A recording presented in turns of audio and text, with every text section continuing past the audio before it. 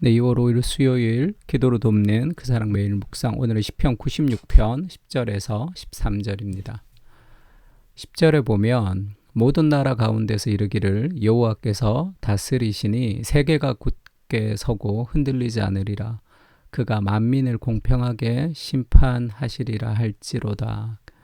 그러니까 마지막 때에 하나님께서 만민을 공평하게 심판하시는, 그것이 이제 흔들리지 않는, 그리고 우리를 기쁘게 하는 그런 하나님의 공의로운 심판과 하나님의 사랑의 구원이 이루어지는 그 영광스러운 마지막 날을 향한 그런 찬양과 예배를 노래하고 있습니다. 사랑과 공의가 완성될 그날을 기대하라. 그러니까 마지막 때는 하나님의 사랑의 정점인 죄인들을 향한 구원, 그리고 하나님의 공의의 정점인 악인들을 향한 심판이 동시에 이루어집니다. 그러니까 사랑이 이긴다라는 그런 라벨이라는 사람이 러브 윈스 이런 어떤 구호를 막 만들어 가지고 지옥이 없다, 그렇게 이제 한때 미국에서 유행을 시킨 적 있죠. 라벨이라는 아주 유명한 젊은 목회자가 사랑 이긴다, 그래서 하나님이 지옥이 없다, 사랑의 하나님이시다, 그런 메시지가 주를 이루기도 했습니다. 그러니까 하나님이 공의롭게 심판하신다는 것이 어떤 의미에서는 좀 어울리지 않는다고 생각할지 모르지만, 하나님은 뭐라 그럴까요? KFC에 나오는 그런 동네 할아버지 같은 그런 느낌이 아니라, 하나님은 사랑과 공의를 이루시는 분이시죠. 그래서 하나님의 심판이라는 것이 뭔가 나쁘게만 생각해야 될 것이 아니라, 이 땅에 억울하고 고통스러운 수많은 삶의 그 악한 행위들, 그것이 자기들이 행한 대로 보응을 받는 그런 공평한 심판이 있어야지 그것이 이 땅에서 수많은 삶의 눈물과 억울함들이 다 해결이 되는 것이겠죠. 그때 하늘은 기뻐하고 땅은 즐거워하며 바다와 거기에 충만한 것이 다 외친다, 이렇게 얘기했습니다. 그러니까 하나님의 사랑도 우리를 기쁘게 하지만 하나님의 공의로운 심판도 우리를 기쁘게 하죠. 만약에 하나님이 심판이 없다면 권력을 가진 악한 자들이 행하는 수많은 그 악, 자신이 하나님을 대신해서 행했던 그 악들이 심판받지 않고 정죄받지 않는다면, 그러면 세상이 굉장히 무질서해지겠죠. 그러니까 하나님의 질서가 세워지는 그 기쁨, 그 즐거움, 그 영광스러움도 우리가 동시에 가져야 되는 마음이기도 하죠.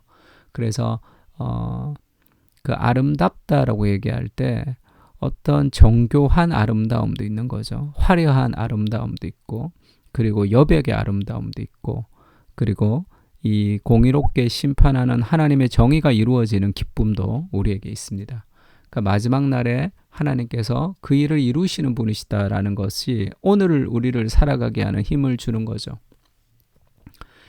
요한계시록에서 내가 말하기를 내 주여 당신이 아시나이다 하니 그가 나에게 이르되 이는 큰 환난에서 나오는 자들인데 어린 양의 피에 그 옷을 씻어 희게 하였느니라.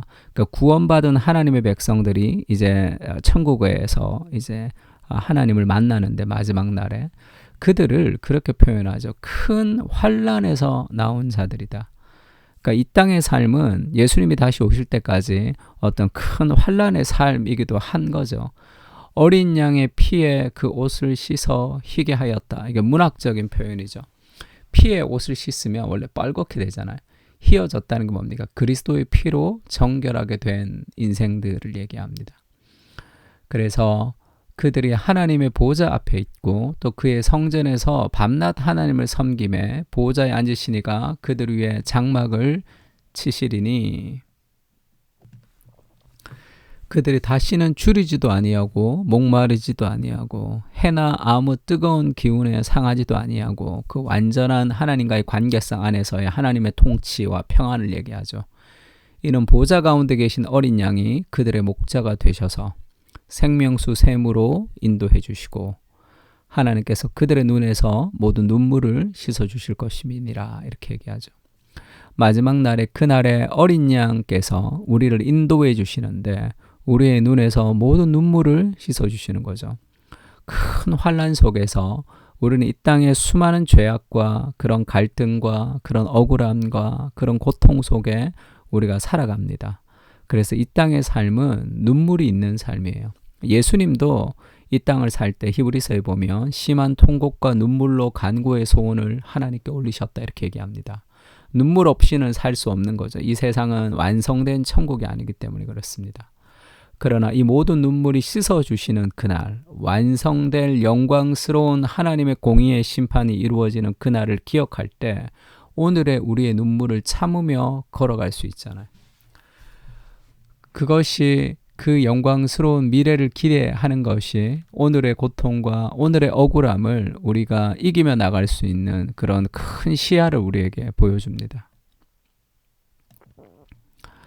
그래서 우리가 이 두려움 가운데 살아가는 것이 아니라 마지막 날의 그 확신을 가지고 우리가 오늘 이 땅에서 정의를 행하고 믿음으로 살 수 있는 힘이 거기서 공급되는 거죠.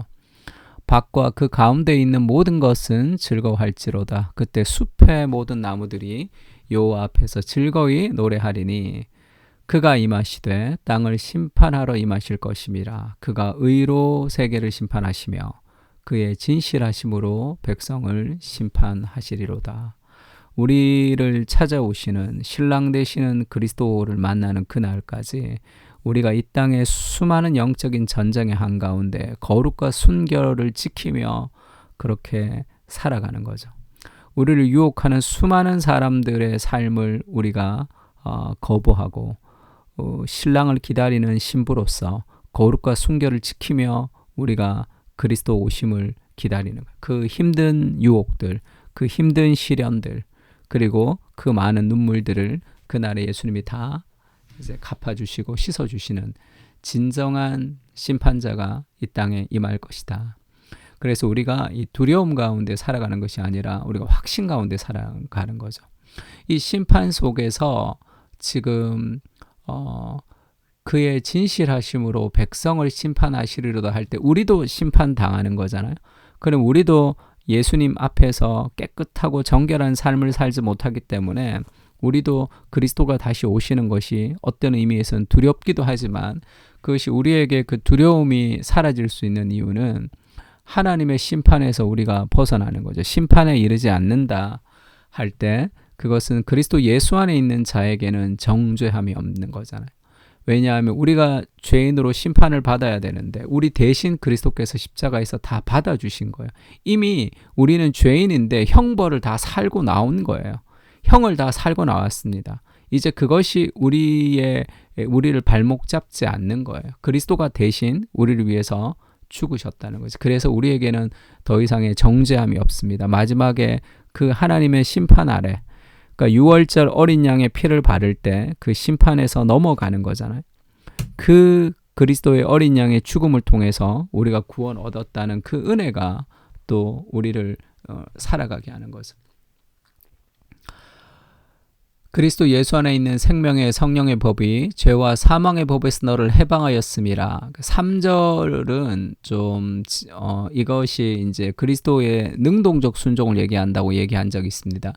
율법이 육신으로 말미암아 연약하여 할 수 없는 그것을 하나님이 하시나니, 그러니까 우리가 율법을 지켜서 구원을 얻어야 되는데 인간이 연약해서 율법을 다 지킬 수 없어서 정죄를 받고 심판을 받아야 되는데 하나님이 죄로 말미암아 자기 아들을 죄 있는 육신의 모양으로 보내서 육신의 죄를 없앴다는 거죠. 정하게 했다. 그래서 육신을 따르지 않고 그 영을 따라 행하는 우리에게 율법의 요구가 이루어지게 하려 하심이라. 원래는 율법의 요구로 우리가 정죄를 받아야 되는데 우리 대신 그리스도께서 정죄를 받으셨고 또 우리 대신 그리스도께서 율법을 순종하신 그 은혜가 믿음으로 우리에게 공급된 거죠. 그래서 우리는 심판을 두려워하면서 살아가는 존재가 아니라 우리 삶이 하나님이 그 심판을 면하게 하시고 나를 왕자의 자리에 옮기셨다는 그 은혜의 감격을 가지고 우리가 살아가는 거예요. 그래서 그리스도의 죽으심이 단지 우리의 죄를 사해 주셔서 우리가 죽어야 되는데 그냥 건짐받은 존재가 아니라 그리스도의 의가 우리에게 주어졌기 때문에 하나님의 자녀의 자리로 왕자로서 왕의 후계자의 자리까지 우리가 올라갔다는 것을 좀 기억해야 됩니다. 단순히 죄가 용서되었다는 것으로 끝나는 것이 아니라 그래서 우리 안에는 두려움이 아니라 사랑이 그 우리의 그 삶의 왕자로서의 지위를 누리게 하는 거죠. 문화의 창조자로 살게 하는 겁니다. 사랑 안에는 두려움이 없죠. 온전한 사랑이 두려움을 내쫓습니다. 그 사랑이 19절에 보면 우리가 사랑함은 그가 먼저 우리를 사랑하셨습니다. 하나님이 먼저 우리를 사랑하시는 그 사랑이 너무 감격스럽잖아요. 내가 아무것도 하지 않았는데 왜 나지? 왜 나한테 이런 은혜를 부어주시지? 그런 이해할 수 없는 하나님의 먼저 우리를 사랑하신 그 사랑이 결국 두려움을 내어쫓고 우리의 인생을 더 새로운 왕자의 지위를 누리며 살아갈 수 있도록 우리를 인도하는 거죠. 그래서 갈라디아서 6장 9절에 그렇게 얘기합니다. 우리가 육체를 따라 육체를 심는 것이 아니라 성령을 따라 성령을 심어야 되는 이유가 뭐냐 하면 선을 행하되 낙심하지 않고 포기하지 아니하고 때가 이르면 거둘 것이기 때문이죠. 왜 우리가 선을 행하되 낙심하지 않습니까? 마지막 날에 영광스러운 하나님의 승리가 있다는 것을 확신하기 때문에 아니에요. 그래서 우리는 실패하지 않습니다. 포기하지 말고 믿음으로 걸어가라. 하나님의 때에 반드시 거두게 될 것이다. 그것을 그리스도께서 죽음을 통해서 우리에게 약속해 주신 거죠. 미래의 영광스러움을 통해 오늘을 살게 하옵소서. 그 신앙이란 forward back이죠. 미래를 보면서 오늘을 사는 힘입니다.